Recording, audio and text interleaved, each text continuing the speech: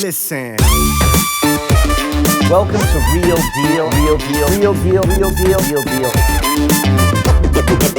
Joining me today are the happy pair. Welcome to Real Deal.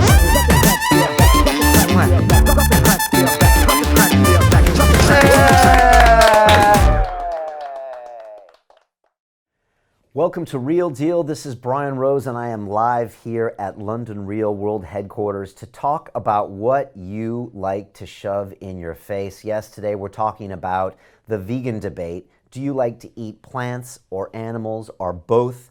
We're actually uniquely qualified to talk about this here at London Real because in 2018, for the entire year, I was completely plant-based. And in the process, I also ran my first endurance race, which was an Ironman 70.3. I've also had some of the greatest minds in the world when it comes to a plant-based diet and a meat-based diet. So I think I'm pretty qualified to have this discussion today, but I want you all to come in with your comments. So wherever you are in the world right now, wherever you're watching us, I want you to tell me right now, do you eat animals or plants and why?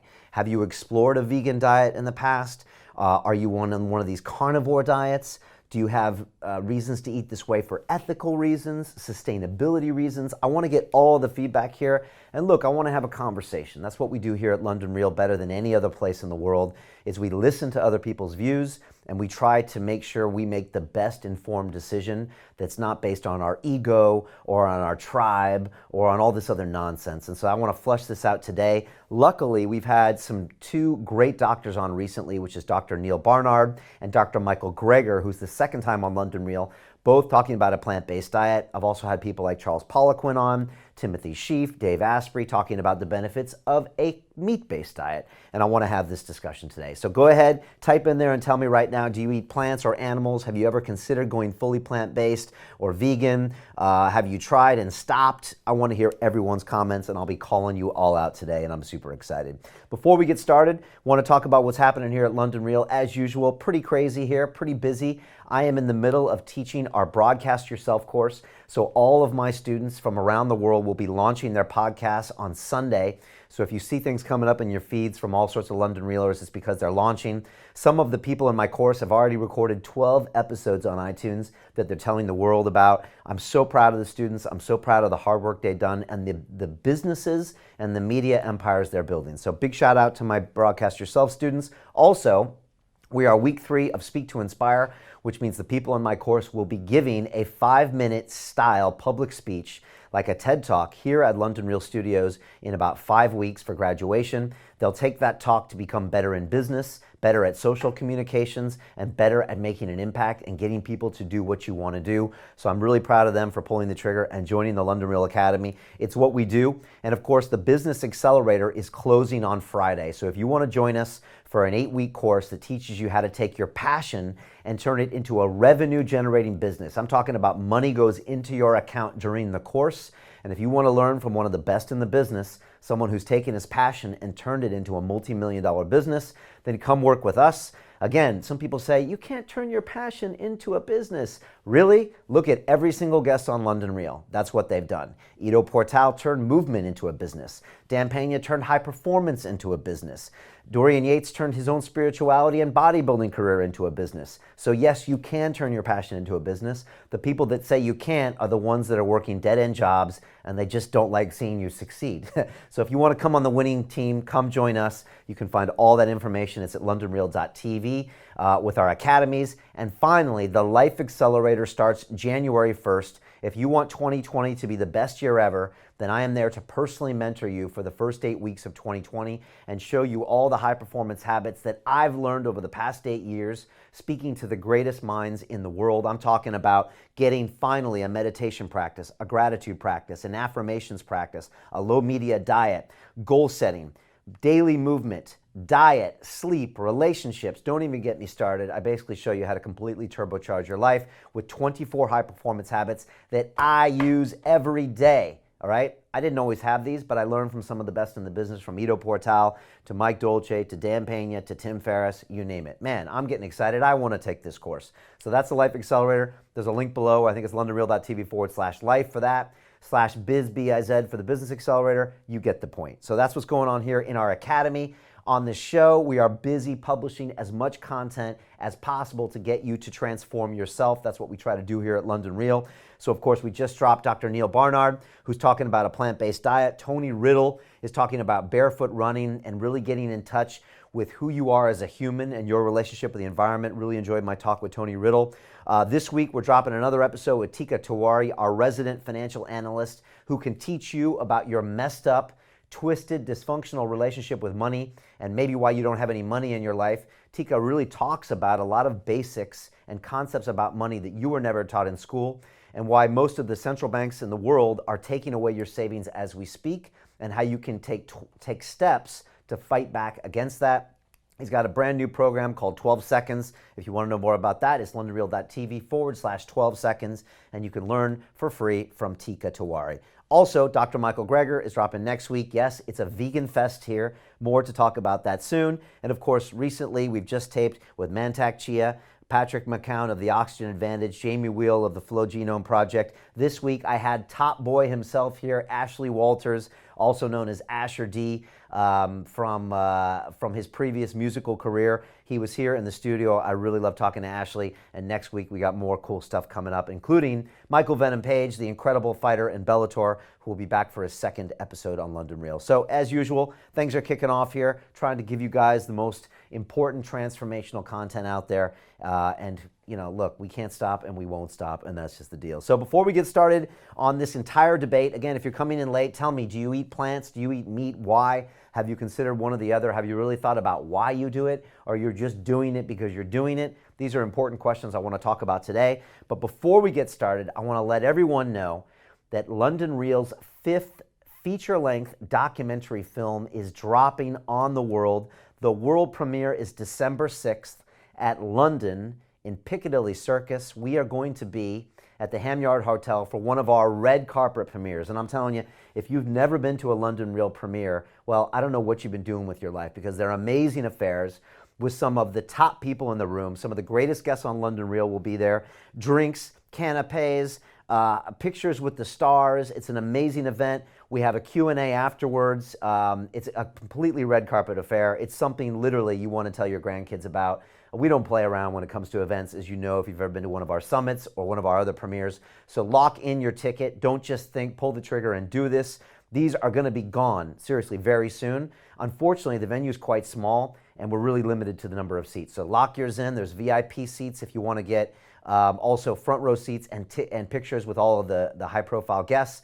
And there's also regular seats as well. londonreal.tv/reconnect is where to get those. And I thought I would drop the trailer of the movie on you right now. If you're enjoying this, you can also watch this on our Instagram and share the video. It's on YouTube as well. Let people know. And this is my entire adventure with the plant medicine ayahuasca. But I'll play the trailer for you right now, which will tell you more about this incredible film.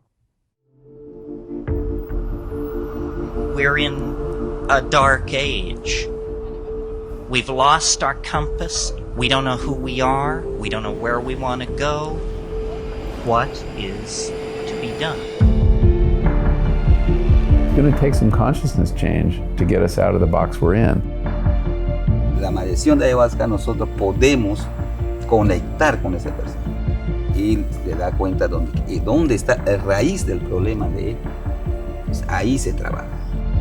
Sometimes I feel anxious and unappreciative of the things I have. There's no such thing as work-life balance. There are work-life choices, and you make them and they have consequences. What we don't understand about psychedelics is a very thick book. They can help you orient yourself morally, but look the hell out. You don't always get what you want with ayahuasca, but you always get what you need. The diseases of individual are the diseases of the world. Our culture, soul, is severely wounded. Humanitarian crisis growing by the day. Global warming is the greatest fraud that's been perpetrated on mankind this century. When you take these lessons in, it's kind of a process to make sure that it comes into yourself. Some of the hardest work is when you go home. Integration means bringing things into the whole person. Maybe we should be considering that the depth of human experience is more than just material things and technology and our egos. We all get stuck in a mold. That's what can happen with ayahuasca. You get that mold, and she fucking smashes it on the floor. Now, what are you gonna do? Now who are you?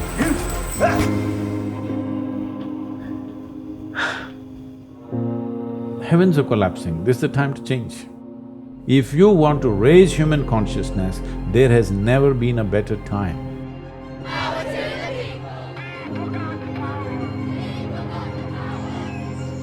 La ayahuasca nos fortalece nuestra mente, nos abre nuestra creatividad, nuestro amor, nos conecta uno a uno mismo.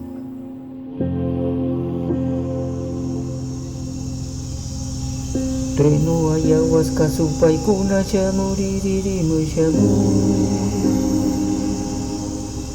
Siji siji majeji to shamu riri. Claro claro espiritu majeji to shamu.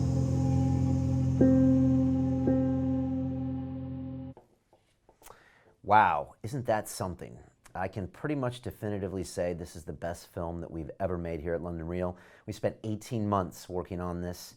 As you can see, there's a lot of heart and soul and realness in there.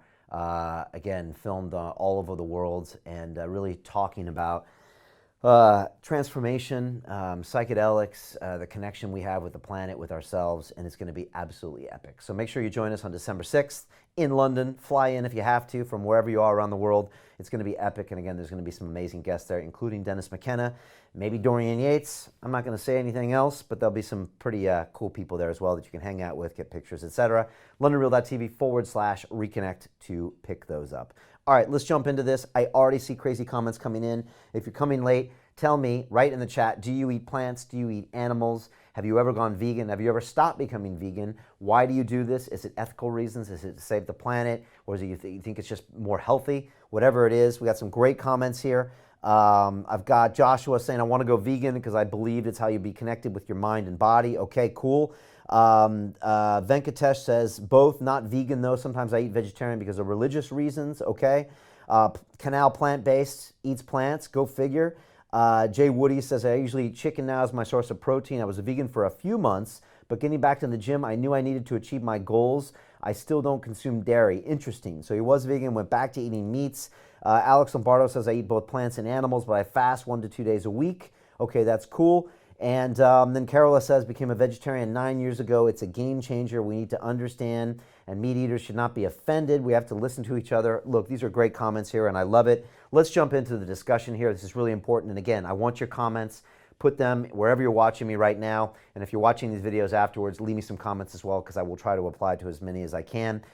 Last year, I went 100% plant-based. And I didn't just roll out of bed and decided I would do it. This guy here on the right, who can be pretty mean and nasty, is named John Joseph. And John is the lead singer of the hardcore punk band, the Cro-Mags, who were pretty infamous in New York City in the 80s and the 90s, and they still tour today.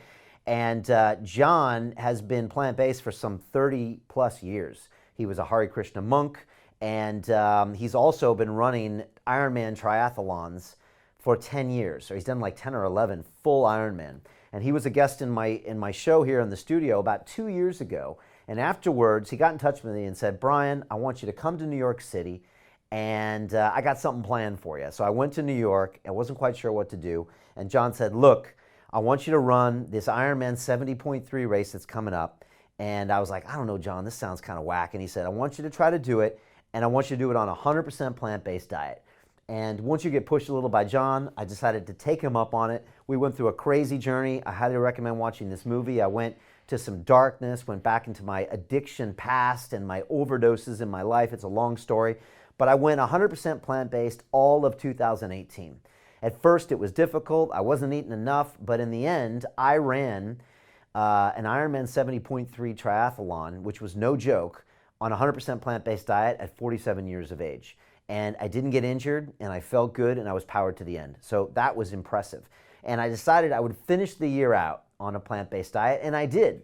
But come Jan 1 this year, I said to myself, Brian, are you doing this for the right reasons, or are you doing this because you're just dogmatic? And I have a history of doing things until they literally kill me, whether that's alcohol or heroin or other things. I'm really good at doing that. So I looked myself in the mirror and I said, Brian, why are you doing this? Are you doing this because just to do something and stay dedicated and hardcore? Or are you doing this because this is the best interest of your health? And I said to myself, I don't know. I feel like I'm lacking something. So I brought some fish back into my diet. I brought some red meat back into my diet. And that's where I am right now. I still love plants. I still order from Mildred's here in London. Shout out to Mildred's. It's a plant-based restaurant here. I love their plant-based foods. I eat plant-based a lot of meals, but I still have animal protein. And for me, it's the right choice for me right now. So I have a bit of history. I've obviously had some great guests on London Real. I made a movie about this, and I spoke to people like Rich Roll, Charles Poliquin, Michael Greger, Timothy Sheaf, all sorts of people about all aspects of this, John Joseph, who are at the top of their game. And so I think I'm very qualified to have this discussion today, and I want to talk to you about it. So let's get into it. About 2 weeks ago, I had Dr. Neil Barnard in my studio. And he is one of those top doctors. He's been in the movies What the Health and I think Forks Over Knives. He's been researching this for a very long time. He grew up in a meat-eating family. I think his grandfather worked on a cattle farm or a feedlot in North Dakota. My grandpa actually worked at a feedlot in Arizona, where literally I would go and hang out with 15,000 head of cattle that were being fattened up before they slaughtered. And when you're about 6 years old, there's nothing that smells worse than 15,000 head of cattle. But I was literally surrounded with beef my whole life. My grandpa, I kid you not, would give us a half a cow every year, and we would drive it from Arizona to San Diego, not behind the car. It wasn't like, on a rope, but it was literally packaged in white paper with no labels on it because it was from the slaughterhouse, and we'd pack it in this massive freezer we would have. And then when my mom would make dinner, she would just grab ground beef or sirloin steaks. It was like all there, and it fed us for a year. So I got surrounded with red meat, and so did Dr. Neil Barnard, but he started to look into the nutrition issues and diabetes, and his dad was a doctor that treated diabetics, and his dad never considered that maybe meat or even diet might contribute to diabetes. And Neil was kind of the new breed, and he started asking questions, and this is Neil talking about, in his opinion, the benefits of a plant-based diet.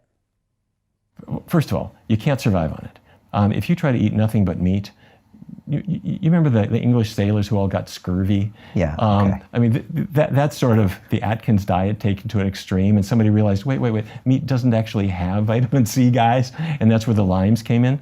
Okay, fine. But I mean, there's a lot more to it. There isn't any fiber in that diet whatsoever. There is protein, but the whole idea that meat jealously guards protein is not true. I mean, there's protein. If you ate 2,000 calories a day, roughly, I'm going to say, unless you're training, in which case you're eating 3,000. Yeah. If you ate 2,000 calories of nothing but broccoli, not that you would ever do this, but if that's what you did, you would get about all the protein that you need, that the government says you need, plus about 90 extra grams.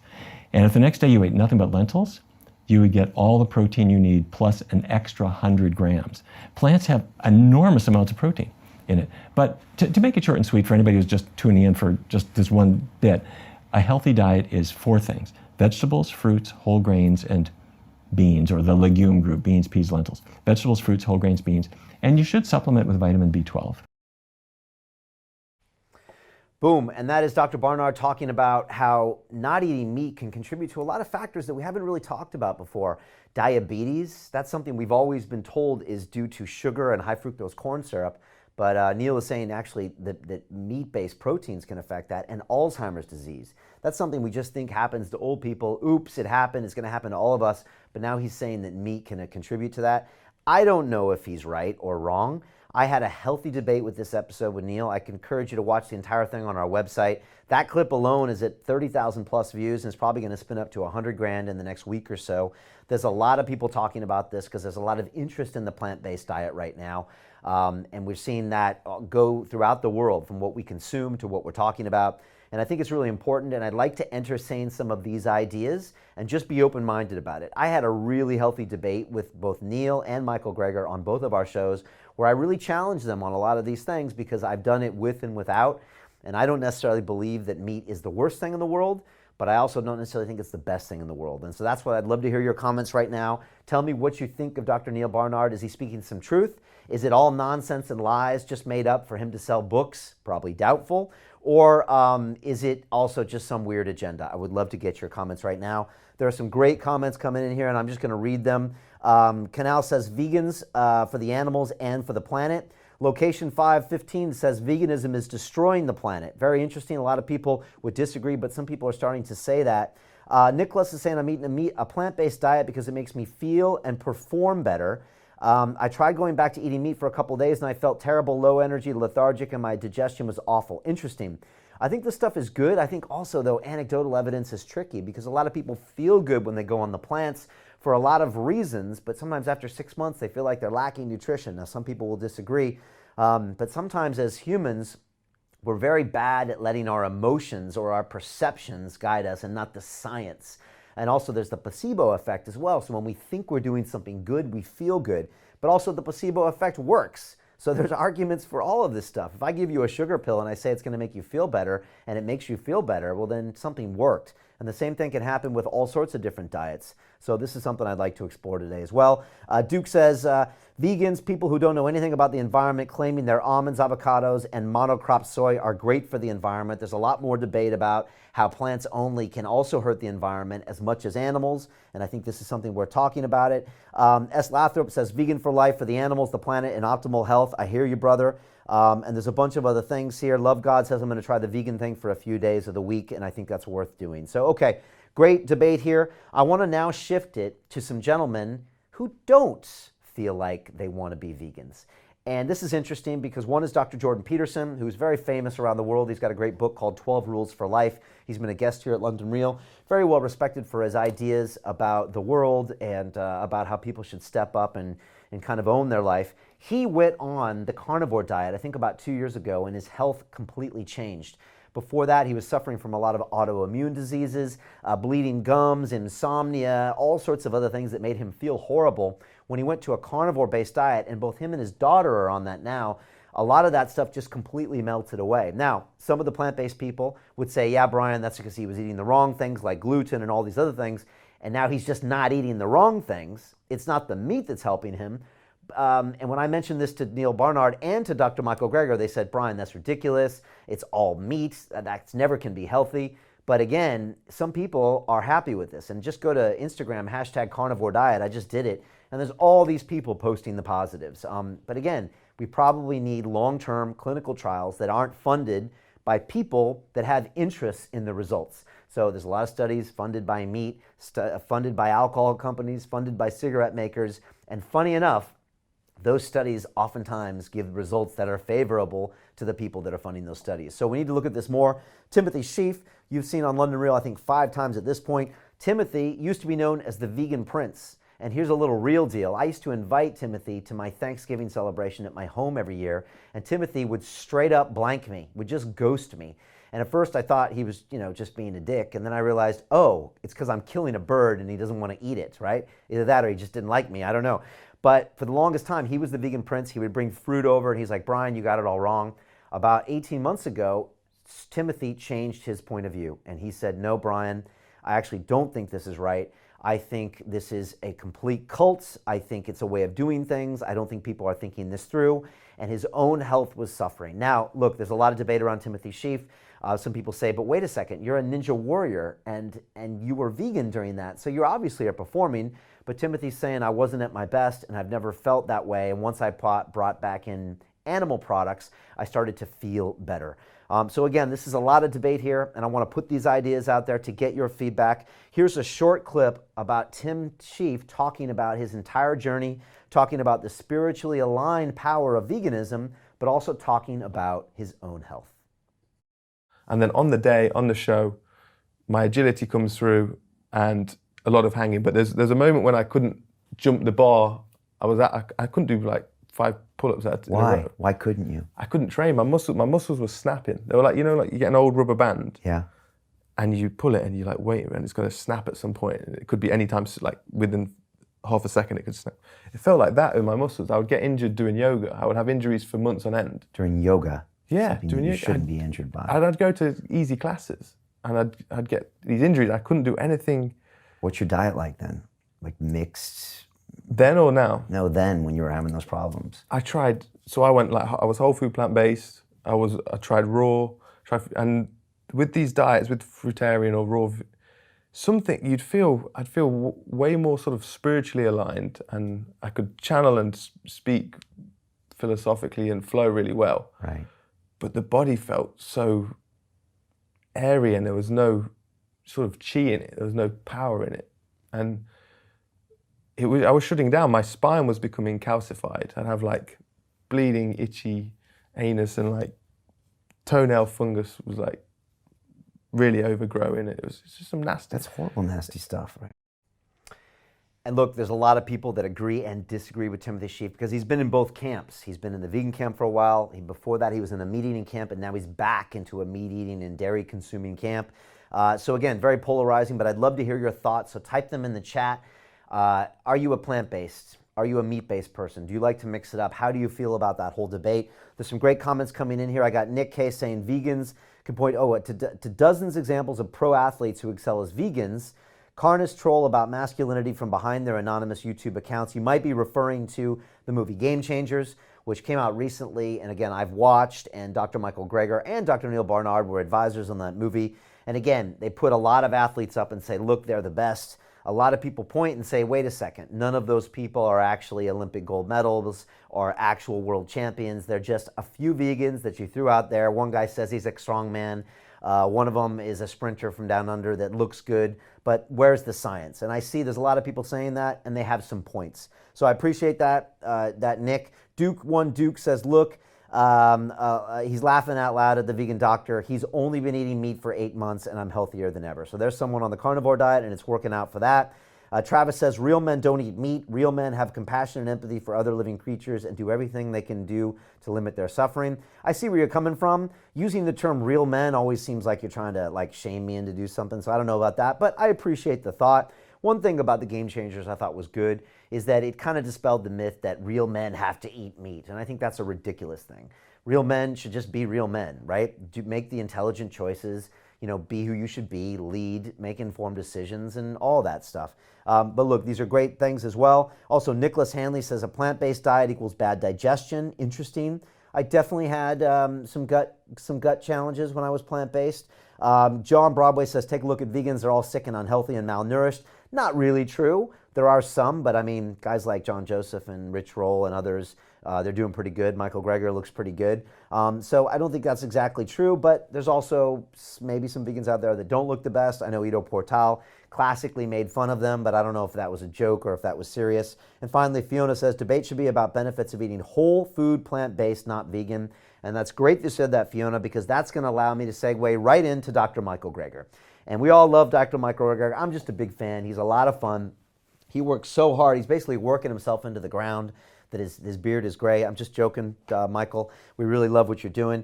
And Michael is great because, again, he is not about being a vegan. He doesn't like that word because he said vegans tell you what you shouldn't eat. He's like, I want to tell you what you should eat.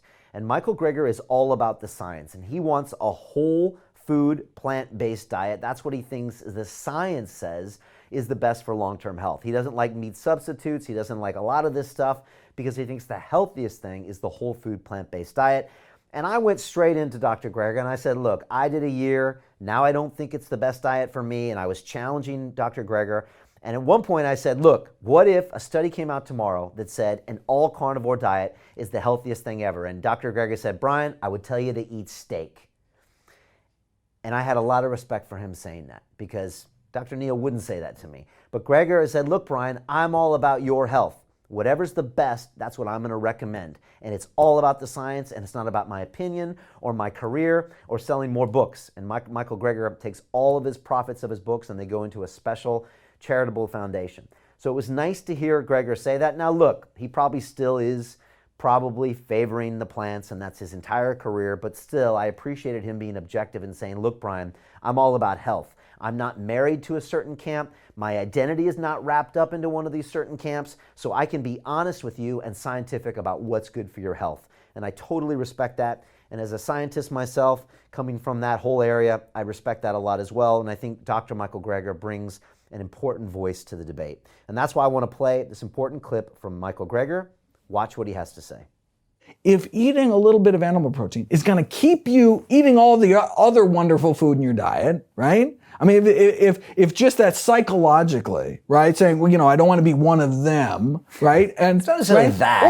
Or look, I don't want to worry about holidays or whatever it is. Yeah. If that on a day-to-day basis keeps you, stuffing your face with all those healthy whole plant foods, it's not what you eat today or tomorrow or birthdays, holidays, special occasions. It's what you eat day-to-day for like decades from now. What are you going to be in decades? So whatever makes it sustainable for you is the healthiest diet. Okay. So if that includes beef, and if otherwise you would just forget about it, right? So people who go all in, these people do the cold tofu kind of thing and all in, and they're like, wow, I feel so good about myself. But then 6 months later, they're back eating cheeseburgers.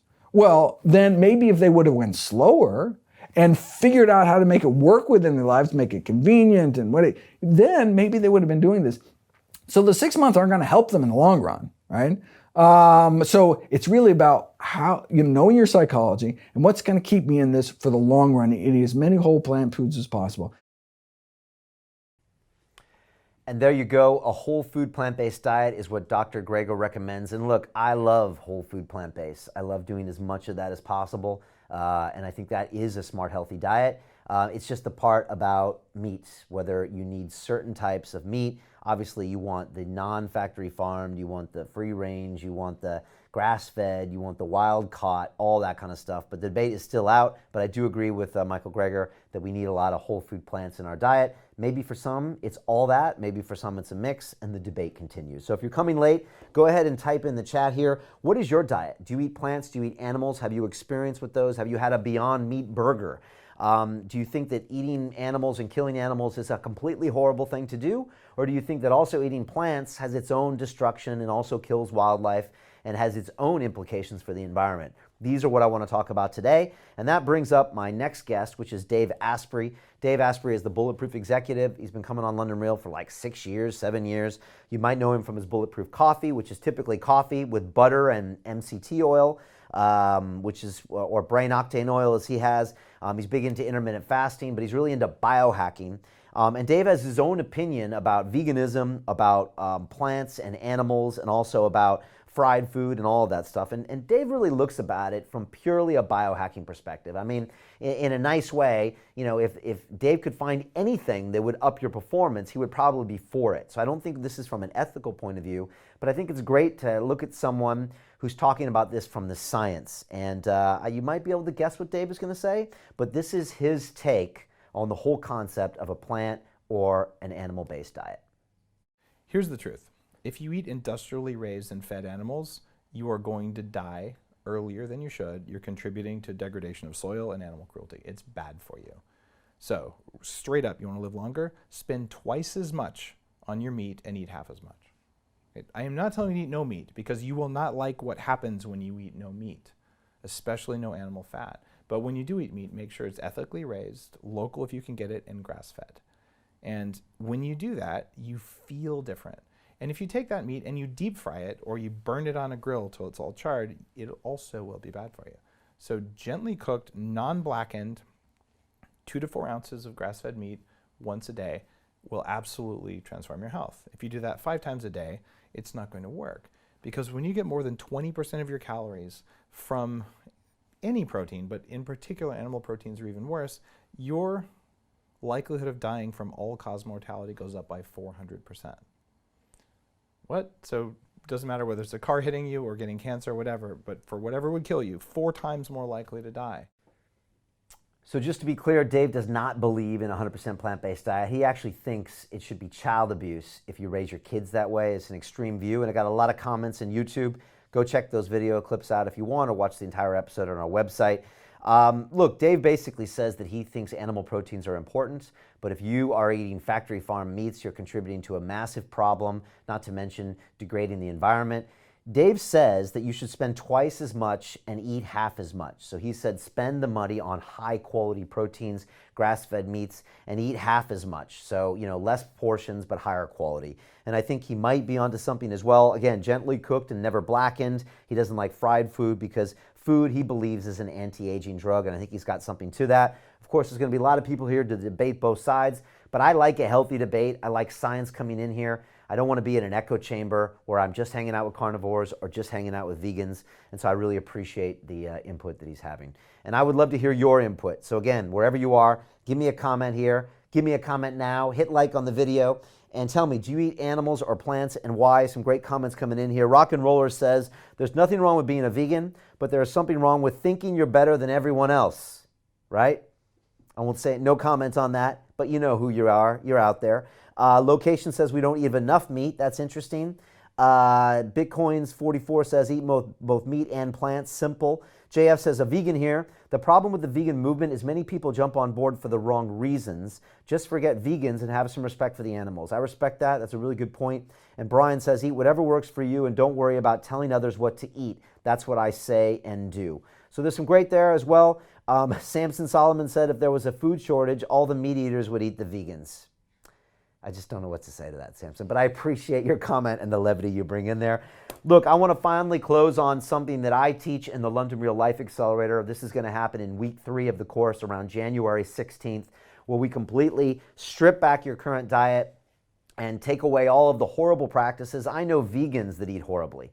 I know vegans that are sugar addicts. I know meat eaters that eat too many donuts. And so I want to talk about this today, and I want to tell you about something I call the London Real Eating Quadrant. And this is something we came up with a few years back based on a lot of the guests I had on the show, based on my own diet. It came from an ayahuasca diet that I started about 7 years ago after I had my first plant medicine ceremony. I also followed this diet before my ceremonies for our latest movie, Reconnect.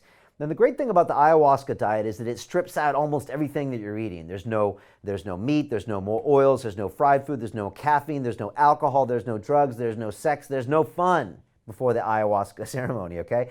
And once you strip all that stuff out of your diet and consciousness, and you have your ceremonies, which connects you to all sorts of information and the environment and plants and animals, and that's a whole nother story that we cover in the movie. When you come back to reincorporate yourself into the world again, you choose, well, what's now going to be part of my diet? And that's why I created the London Real Quadrant, because I found that I could now experiment with the things I wanted to bring back into my diet. And so one of the things I do on the Life Accelerator is that all of the students are challenged to eat in one part of this quadrant for every day of the week, and then to start combining quadrants in the later part of the week. And it's a great way to play with and experiment with a diet without having to count calories and take pictures of foods and all this other nonsense. And so let me explain the quadrant right now, and you can go ahead and try this. If you want to try this, put in the comments below what quadrants you're going to follow for the next 7 days and what quadrants you're going to combine as well. And leave the comments there, and I'll try to reply. So these are the quadrants. The first one is G. This stands for gluten-free. This one stands for sugar, which is sugar-free. This one is for fasting, and this one is for vegetarian or vegan. Let me go with the first quadrant, gluten-free. Look, a lot of people have gluten intolerances, but the problem with gluten is even if you're not intolerant, a lot of times gluten hangs out in foods that are just not good for you. So if you stop eating gluten today, guess what you're going to stop eating? Pizza, cupcakes, sandwiches, cookies, all sorts of things that we know are not good for you. And when you cut gluten out, you have to start making choices that are almost a lot of times naturally healthier for you. A lot of processed food is filled with gluten because it's just a great substrate to get you to consume things. And so that's why I challenge my students to take gluten out of the picture, because a lot of times it hangs out with foods that are bad for you. So try cutting out gluten today. That's my challenge to you. Go into places. There's tons of substitutes, rice-based substitutes for carbs. You can eat a lot of different proteins, whether they're plant proteins or meat-based proteins, fruits, vegetables, all of that stuff is not going to have gluten in it as long as it's not flour. And try going gluten-free. It's a great experiment to see what you can do. You'll also find that you're probably going to drop a lot of weight very quickly because gluten can kind of hold on to you for quite a long time. The next one is sugar. Try dropping sugar for today. Sugar is in almost everything you're currently eating. Look at a lot of those fat-free foods. I think somebody went into a corner shop or a convenience store in America and figured out that 95% of the products in there contained high fructose corn syrup. 95%. Things from cheeses to fruit rolls to like meats all had sugar in there because you probably right now, yes, you looking at me, are addicted to sugar. You don't know it, but what you're eating probably has sugar in it, whether it's the drinks, the beverages, even things like orange juice are basically concentrated sugar that you would never ever have in the wild. To drink a glass of orange juice, you'd have to eat 10 or 12 oranges, which you couldn't do. Your stomach would tap out. So there's sugar everywhere. Try dropping sugar for the day and finding other sources. A piece of fruit is okay, but fruit juice is not okay. Chocolate, all the other things that have high fructose corn syrup, try cutting it out.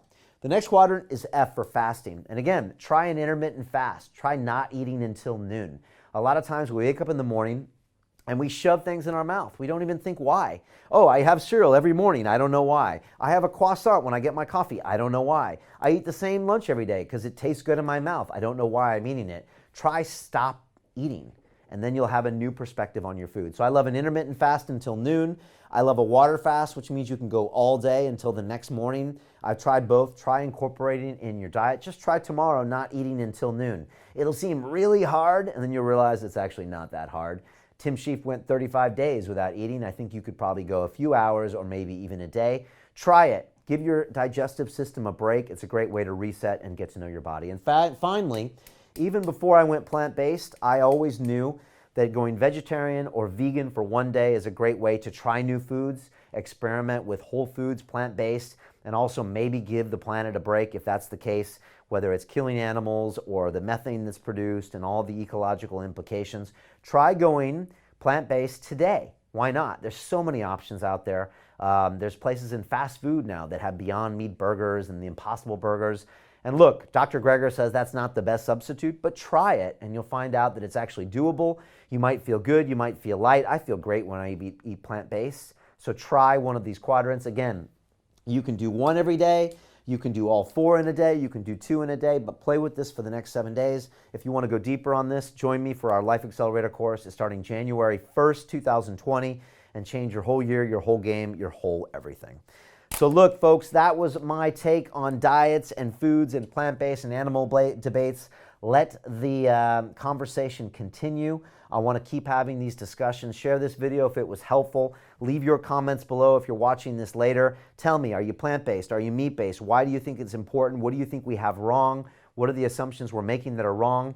From now on, I will continue having some forms of animal proteins. I try to make them sustainable and ethical. And then I try to also eat a lot of plants as well. Who knows, I might change that in the future. Whatever we do out there, let's try to respect each other. Let's try to listen to other people and move the conversation forward. I look forward to seeing you guys at Reconnect at the world premiere. Until next time, I will see you on Real Deal.